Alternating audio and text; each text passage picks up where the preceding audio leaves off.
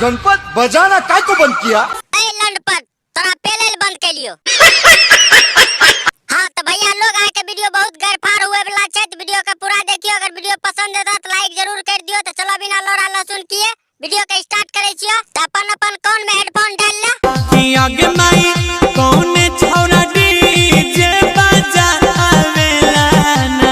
अच्छा तो भैया लोग तो ही को मन करे छ कि नहीं गौरव भैया के पोल में हाथ गोर बांध के पागल कुत्ता से पेलवाई दिए। ई बुढ़चोदो के भतार जे माए से पूछे छे आगे माई कोने छौरा डीजे बजावेला ना, ई सार अपना से जाय के नहीं देखे सके छे के डीजे बजबै छे।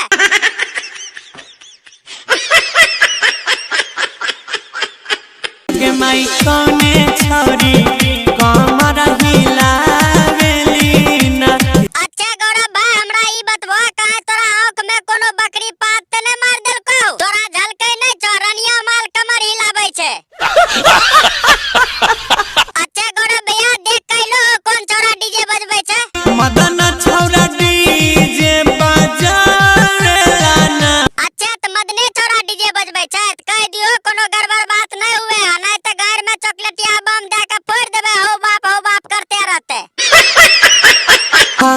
छौरी छी हतरी छै ओ छौरी छिहतरी छे, तोरा केना पता चललो? डीजे वाला छौरा संगे नाचैले फानै।